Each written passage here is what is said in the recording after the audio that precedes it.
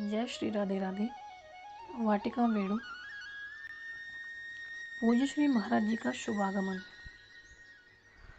पूज्य श्री महाराज जी 28 अगस्त 1976 को गोरखपुर पधारे।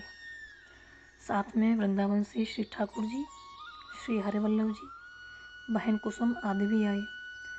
विगत कई मास से श्री ठाकुर जी का स्वास्थ्य अत्यधिक खराब है। उनकी रुग्णता की स्थिति को देखकर कभी कभी उनके जीवन के बारे में लोगों को आशंका होने लगती थी। आगामी 9 सितंबर को श्री राधा जन्म महोत्सव है। लोगों को संदेह हो जाया करता था कि पूज्य श्री महाराज जी और ठाकुर जी गोरखपुर पूज्य श्री बाबा के पास आ पाएंगे या नहीं। फिर भी वे आए। पूज्य श्री महाराज जी को तथा उनके साथ श्री ठाकुर जी को देखकर पूज्य बाबा प्रसन्न हो गए। श्री ठाकुर जी को देखकर पूज्य बाबा की आंखों में जो वात्सल्य उमड़ा, वह तो तभी दर्शन करने की और साफ लाभित होने की वस्तु थी। गोरखपुर में रहते हुए श्री ठाकुर जी की चिकित्सा आरंभ हुई। श्री ठाकुर जी की संभाल के लिए बाद में श्री वृंदावन से श्री मनोहर जी को भी बुला लिया गया है। क्रमशः श्री ठाकुर जी का स्वास्थ्य सुधरने लगा। औषधियाँ तो वही हैं जो भोपाल तथा वृंदावन में दी जाया करती थी। अब इन औषधियों में इतना चमत्कार कहाँ से आ गया। पूज्य बाबा तो श्रेय औषधियों को देना चाहते हैं, अन्यथा सत्य तो यह है कि स्वस्थता का दान तो उनकी दृष्टि कर रही थी। पूज्य श्री महाराज जी के आ जाने से पूज्य बाबा श्री राधाष्टमी जो महोत्सव था, उसकी ओर से एक प्रकार से चिंता रहित हो गए थे। पूज्य श्री महाराज जी की को न तो कोई व्यवस्था संभालनी है, न कार्यक्रम का नियंत्रण का या संचालन करना है। उन पर महोत्सव का न तो कोई उत्तरदायित्व है, न किसी प्रकार का कार्यभार है। उनकी तो उपस्थिति मात्र ही पर्याप्त है। उच्च कोटि के संत की उपस्थिति स्वतः आध्यात्मिक समारोह को भगवदीयता प्रदान करती है और सफलता तो अनुगामनी है। इस प्रकार के उद्गार पूज्य बाबा ने कई बार व्यक्त किए। श्री महाराज जी के शुभागमन ने श्री राधाष्टमी महोत्सव की ओर से मुझे निश्चिंतता प्रदान की है। श्री महाराज जी का आगमन गीता वाटिका के लिए सौभाग्य की वस्तु है। श्री राधाष्टमी महोत्सव कभी का संपन्न हो गया तथा भीड़ भी कम हो रही है। श्री ठाकुर जी कुछ कुछ स्वस्थ हो चले हैं। अब श्री ठाकुर जी कभी कभी पूज्य बाबा के पास उनकी कुटिया नेह नुकुंज पर चले जाया करते हैं तथा रसमयी दिव्य चर्चा सुनने के लिए एकांत में अवसर भी मिल जाया करता है। और ऐसा एकांत अवसर पूज्य श्री महाराज जी के लिए संगठित नहीं हो सका। श्री ठाकुर जी की बड़ी लालसा है कि एकांत गोष्ठी के लिए कोई ढंग बैठ जाए। एकांत गोष्ठी का शुभारंभ। पूज्य श्री महाराज जी को श्री वृंदावन धाम से आए लगभग 1 मास हो चुका है। श्री महाराज जी के मन में बड़ी चाह है कि कुछ समय के लिए कभी एकांत में पूज्य बाबा के पास बैठने का अवसर मिले और उनके श्रीमुख से व्रज भाव की सरस बातें सुनने को मिले। परंतु मिलने वालों की अधिकता तथा पूज्य बाबा की अस्वस्थता आदि के कारण वह अवसर सुलभ नहीं हो पाता। पूज्य श्री महाराज जी के भावों की आवृत्ति करते हुए अवसर पाकर कुछ दिन पहले एक ने पूज्य बाबा से अनुरोध किया, सुंदर हो यदि कुछ समय पूज्य श्री महाराज जी के साथ एकांत वार्ता के लिए निकाल लें। यदि यहाँ एकांत नहीं मिल पाता हो तो श्री ठाकुर जी को देखने के बहाने मिस से वहाँ उनकी कुटिया पर पधारें, जिससे वहाँ कुटिया पर एकांत मिल जाएगा।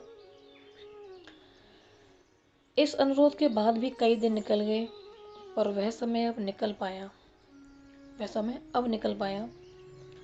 आज शाम को पूज्य श्री महाराज जी तथा पूज्य श्री बाबा एक साथ बैठ पाए। पर बैठे पूज्य श्री बाबा की कुटिया नेह नुकुंज पर ही। पास में श्री ठाकुर जी, श्री हरिवल्लभ जी, श्री मनोहर जी, श्री चोपड़ा जी, बहन कुसुम, बहन कमल, बहन मुन्नी आदि भी हैं। बैठते ही बाबा ने अपनी व्यस्तता की चर्चा की तथा एकांत में बैठने का अवसर न मिल सकने के लिए खेद व्यक्त किया। पूज्य बाबा ने एक बात और बताई, मैं यही चाहता हूँ कि श्री पोद्दार महाराज की समाधि जहाँ तक बन सके मेरी दृष्टि से ओझल न हो। आपके कुटी पर आपकी सन्निधि प्राप्त करने के लिए मैं आ सकता था, पर एक दीर्घ काल के लिए समाधि से दूर हो जाना पड़ता। श्री पोद्दार महाराज के प्यार की बात क्या कहूँ। उनका मेरे प्रति अनोखा प्यार था। जब से मैं उनके पास रहने लगा, प्रतिदिन उनके दर्शन कर लेता, भले वह दर्शन एक क्षण के लिए ही हो। 24 घंटे में एक बार दर्शन कर लेने का नियम सदा ही निभा। यह भी मेरा निश्चय था कि यदि मेरे पहले श्री पोद्दार महाराज चले जाते हैं तो जहाँ उनकी चिता जलेगी उसी चिता स्थली पर मैं रहूँगा। यदि उनसे पहले मैं चला गया तब तो कोई बात नहीं, पर यदि पहले वे चले गए तो उनकी सन्निधि का जो क्रम उनके जीवन काल में था, उसके आजीवन निर्वाह का स्वरूप यही हो सकता था कि मैं सदा उनकी चिता स्थली में वास करूं। चितावशेष को इस रूप में रखने की पहले कोई कल्पना नहीं थी, पर परिस्थितियों का विकास कुछ इस ढंग से हुआ कि ये अवशेष रह गए। आज भी लोगों को इस समाधि परिसर में विशेष विशेष प्रकार की अनुभूति हुआ करती हैं। एक व्यक्ति को ऐसा अनुभव हुआ कि चिता के अंदर श्री पोद्दार महाराज करवट लेके सोए हुए हैं। इसी प्रकार कई लोगों को कई प्रकार की अनुभूति हुई। इस बार श्री राधाष्टमी महोत्सव में नवमी के दिन दधी कड़दम उत्सव में उद्दाम कीर्तन के समय एक व्यक्ति को श्री पोद्दार महाराज मंच पर खड़े दिखाई दिए और वे हाथ उठाकर, जैसा कि वे सदैव किया करते थे, हाथ उठा उठाकर कीर्तन को प्रोत्साहन दे रहे हैं। उन पोद्दार महाराज जी का मेरे प्रति अनोखा प्यार था। जीवन के अंतिम समय में जब वे अत्यधिक रुग्ण थे, यदि कोई किसी दवा के लिए अथवा चिकित्सा के लिए उनसे कहता तो वे यही उत्तर देते, जैसे बाबा कहें वैसे कर लो। उन्होंने अपना सब कुछ मुझ पर छोड़ दिया था। जिस दिन उन्होंने अपने शरीर का विसर्जन किया, अपने महाप्रस्थान का संगीत उन्होंने बाई श्री सावित्री बाई फोगला को दे दिया था। बाई ने उनसे रहने के लिए कातर अनुरोध किया, करोड़ याचना की। तब बाई से श्री पोद्दार महाराज ने कहा, मैं तो बाबा के कारण 8 दिन और रुक गया, पर अब जाना है। जाने के पहले बाई के सिर पर हाथ रखकर उन्होंने आशीर्वाद दिया। जिस दिन उन्होंने महाप्रस्थान किया उससे 2 दिन पहले की, अर्थात 20 मार्च को प्रातःकाल की बात है, मैं उनसे थोड़े समय का अवकाश लेकर शौच आदि से निवृत्त होने के लिए उनकी कुटी से अपनी कुटिया पर गया। जो ही मैंने कुटीर में प्रवेश किया, श्री पोद्दार महाराज का अति मधुर मधुश्यंदी स्वर सुनाई पड़ा। कहाँ कोठी और कहाँ कुटीर, दोनों स्थलों में 50-60 गज से भी अधिक का अंतर है। वे कोठी के कमरे में शैया पर रुग्ण पड़े हैं और मैं अपनी कुटीर में आकर खड़ा ही हुआ हूँ। तभी उनका अतिशय मधुर मृदुल स्वर सुनाई दिया। उनके स्वर का मीठापन अभूतपूर्व था। वे कह रहे हैं, अब मेरे जाने का समय हो गया है। मैंने कहा, यदि आपको जाने में ही सर्वाधिक सुख है तो मुझे उसी में प्रसन्नता है। आप वही करें जिसमें आपको सुख हो। उन्होंने मेरे साथ जो प्रीति निभाई उसकी स्मृति विभोर कर देती है। यही कारण है कि मैं अधिक से अधिक समाधि के समीप ही रहना चाहता हूँ। इसके बाद व्रज के संतों की तथा व्रज की विभिन्न साधना पद्धतियों की चर्चा चल पड़ी। बाबा ने बताया, व्रज के जितने संप्रदाय हैं लगभग सभी के साहित्य का मैंने अवलोकन किया है, उनके साहित्य को अच्छी प्रकार से देखा है। सभी अपनी अपनी दृष्टि से कहते हैं, पर कहते हैं एक ही बात को। प्राप्तव्य वस्तु को प्राप्त करने के लिए कोई जिस संप्रदाय को भी अंगीकार करें, जिस गुरु को भी स्वीकार करें, अंगीकृत स्वीकृत पद्धति के अनुसार साधक चले तो सही, अंत में उन सभी को उसी महाभाव समुद्र में निमज्जित होना है। उपस्थित व्यक्तियों में से किसी के मन में यह बात उत्स्फुरित हो सकती थी कि पूज्य बाबा ने भी साध्य वस्तु की प्राप्ति के लिए किसी न किसी संप्रदाय विशेष की साधना प्रणाली का अनुसरण किया होगा। इस प्रकार की किसी भी स्फुरणा को निर्मूल करने के लिए जो नहीं कहना चाहिए था, पर समक्ष स्थित पूज्य श्री महाराज जी से भला क्या दुराव, क्या छिपाव, ऐसा मानकर वह अकथ्य तत्व भी बतलाते हुए पूज्य श्री बाबा ने कहा, मुझे जो वस्तु मिली है वह किसी साधना का परिणाम नहीं है। उस वस्तु की प्राप्ति तो नंद नंदन अपने सहज स्वभाव से उन्होंने मुझे करा दी।